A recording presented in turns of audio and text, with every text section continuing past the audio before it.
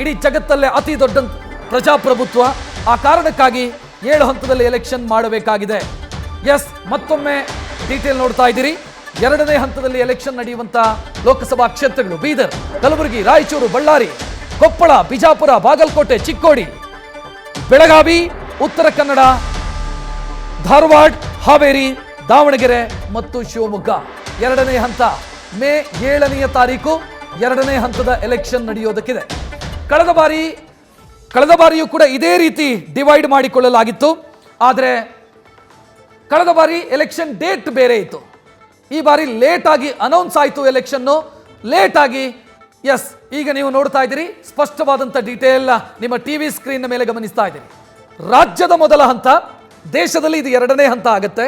ರಾಜ್ಯದಲ್ಲಿ ಮೊದಲನೇ ಹಂತದ ಮತದಾನ ನಡೆಯುವಂಥ ಕ್ಷೇತ್ರಗಳು ಯಾವುದೆಲ್ಲ ನೋಡ್ತಾ ಇದ್ದೀರಿ. ಬೆಂಗಳೂರು ದಕ್ಷಿಣ, ಉತ್ತರ, ಕೇಂದ್ರ, ಮೈಸೂರು, ಮಂಡ್ಯ, ಬೆಂಗಳೂರು ಗ್ರಾಮಾಂತರ, ಚಾಮರಾಜನಗರ ಮೀಸಲು ಕ್ಷೇತ್ರ, ಕೋಲಾರ ಮೀಸಲು ಕ್ಷೇತ್ರ, ತುಮಕೂರು, ಹಾಸನ ಲೋಕಸಭಾ ಕ್ಷೇತ್ರ, ಉಡುಪಿ ಚಿಕ್ಕಮಗಳೂರು ಕ್ಷೇತ್ರ, ಚಿತ್ರದುರ್ಗ ಮೀಸಲು ಕ್ಷೇತ್ರ, ಚಿಕ್ಕಬಳ್ಳಾಪುರ, ದಕ್ಷಿಣ ಕನ್ನಡ.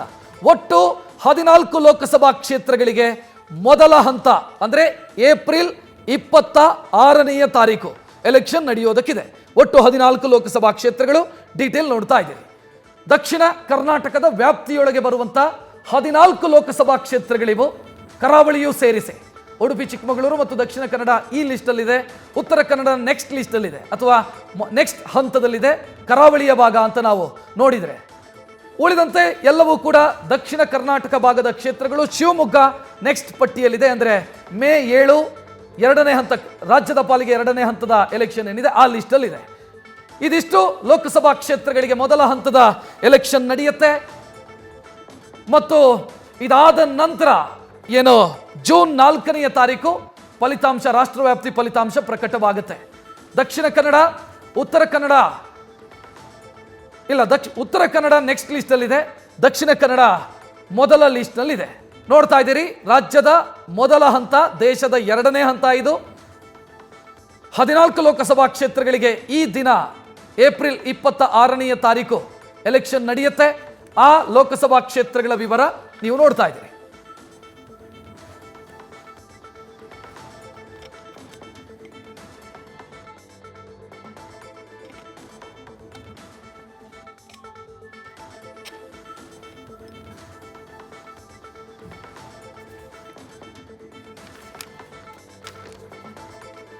ಇದು ಮೊದಲ ಹಂತದ ಎಲೆಕ್ಷನ್ ನಡೆಯುವಂಥ 14 ಲೋಕಸಭಾ ಕ್ಷೇತ್ರಗಳು. ಯಾವುದು ಏನು ಡೀಟೇಲ್ ನೀವು ನಿಮ್ಮ ಟಿವಿ ಸ್ಕ್ರೀನ್ ಮೇಲೆ ಗಮನಿಸ್ತಾ ಇದ್ದೀರಿ.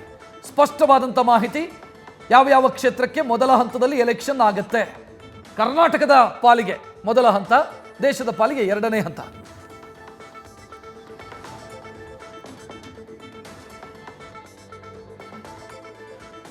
ಇನ್ನು ಸುರಪುರ ವಿಧಾನಸಭಾ ಕ್ಷೇತ್ರಕ್ಕೆ ಬೈ ಎಲೆಕ್ಷನ್ ಕೂಡ ಇವತ್ತೇ ಅನೌನ್ಸ್ ಆಯಿತು. ಮೊನ್ನೆ ತಾನೇ ಶಾಸಕರು ಏನು ನಿಧನರಾದರು, ಆ ಕಾರಣಕ್ಕಾಗಿ ಬೈ ಎಲೆಕ್ಷನ್ ಅನ್ನ ಸುರಪುರ ನೋಡಬೇಕಿತ್ತು. ಆ ಬೈ ಎಲೆಕ್ಷನ್ ಅನ್ನ ಕೂಡ ಇವತ್ತು ಅನೌನ್ಸ್ ಮಾಡಲಾಗಿದೆ. ಮೇ 7 ಅಂದ್ರೆ ಅಲ್ಲಿ 2ನೇ ಹಂತದ ಲೋಕಸಭಾ ಎಲೆಕ್ಷನ್ ಏನು ನಡೆಯುತ್ತೆ ಉತ್ತರ ಕರ್ನಾಟಕ ಭಾಗದಲ್ಲಿ, ಅದೇ ದಿನ ಸುರಪುರ ವಿಧಾನಸಭಾ ಕ್ಷೇತ್ರಕ್ಕೂ ಕೂಡ ಎಲೆಕ್ಷನ್ ನಡೆಯೋದಕ್ಕಿದೆ. ಸುರಪುರ ವಿಧಾನಸಭಾ ಕ್ಷೇತ್ರದ ಬೈ ಎಲೆಕ್ಷನ್ನು ಕೂಡ ಮೇ 7ನೇ ತಾರೀಕು ನಡೆಯೋದಕ್ಕಿದೆ. ಅಲ್ಲಿಗೆ ಕರ್ನಾಟಕದ ಒಟ್ಟು 28 ಲೋಕಸಭಾ ಕ್ಷೇತ್ರ, 1 ವಿಧಾನಸಭಾ ಕ್ಷೇತ್ರದ ಬೈ ಎಲೆಕ್ಷನ್ನು ನಡೆಯೋದಕ್ಕಿದೆ. ಮೇ 7ನೇ ತಾರೀಕು ಸುರಪುರ ಕ್ಷೇತ್ರದ ಬೈ ಎಲೆಕ್ಷನ್ ನಡೆಯುತ್ತೆ. ಎಸ್, ಈಗ ನೀವು ನೋಡ್ತಾ ಇರೋದು ರಾಜ್ಯದ 2ನೇ ಹಂತದ ಮತದಾನದ ಕ್ಷೇತ್ರಗಳು ಯಾವುದೆಲ್ಲ ಅನ್ನೋದನ್ನು ಈಗ ನೀವು ಟಿವಿ ಸ್ಕ್ರೀನ್ ಮೇಲೆ ಗಮನಿಸ್ತಾ ಇದ್ದೀರಿ. ಬೀದರ್, ಕಲಬುರಗಿ, ರಾಯಚೂರು, ಬಳ್ಳಾರಿ, ಕೊಪ್ಪಳ, ವಿಜಯಪುರ, ಬಾಗಲಕೋಟೆ, ಚಿಕ್ಕೋಡಿ, ಬೆಳಗಾವಿ, ಉತ್ತರ ಕನ್ನಡ, ಹುಬ್ಬಳ್ಳಿ, ಧಾರವಾಡ, ಹಾವೇರಿ, ದಾವಣಗೆರೆ ಮತ್ತು ಶಿವಮೊಗ್ಗ. ಮಧ್ಯ ಕರ್ನಾಟಕದ ಶಿವಮೊಗ್ಗ ಸೆಕೆಂಡ್ ಲಿಸ್ಟಲ್ಲಿದೆ ಅಥವಾ 2ನೇ ಹಂತದಲ್ಲಿ ಉತ್ತರ ಕರ್ನಾಟಕ ಭಾಗದ ಲೋಕಸಭಾ ಕ್ಷೇತ್ರಗಳ ಜೊತೆಗೆ ಸೇರಿಕೊಂಡಿದೆ. ಉತ್ತರ ಕನ್ನಡ ಕರಾವಳಿ ಭಾಗ ಆದರೂ ಕೂಡ ಉತ್ತರ ಕರ್ನಾಟಕ ಭಾಗದ ಲೋಕಸಭಾ ಕ್ಷೇತ್ರಗಳ ಜೊತೆಗೆ ಅದಕ್ಕೆ ಎಲೆಕ್ಷನ್ ನಡೆಯೋದಕ್ಕಿದೆ. ಕಾರಣ, ಉತ್ತರ ಕನ್ನಡ 2 ವಿಧಾನಸಭಾ ಕ್ಷೇತ್ರಗಳು ಬೆಳಗಾವಿ ಜಿಲ್ಲೆಯದ್ದು. ಆ ಕಾರಣಕ್ಕಾಗಿ ಉತ್ತರ ಕನ್ನಡ ಲೋಕಸಭಾ ಕ್ಷೇತ್ರ ಆ ಪಟ್ಟಿಯಲ್ಲಿ ಸೇರಿಕೊಂಡಿದೆ. ಉತ್ತರ ಕನ್ನಡದ 8 ವಿಧಾನಸಭಾ ಕ್ಷೇತ್ರಗಳ ಪೈಕಿ 2 ವಿಧಾನಸಭಾ ಕ್ಷೇತ್ರಗಳು ಅದು ಬೆಳಗಾವಿ ಜಿಲ್ಲೆಯ ವಿಧಾನಸಭಾ ಕ್ಷೇತ್ರಗಳು. ಸೊ ಆ ಕಾರಣಕ್ಕಾಗಿ ಉತ್ತರ ಕನ್ನಡ ಆ ಪಟ್ಟಿಗೆ ಸೇರ್ಕೊಂಡಿದೆ.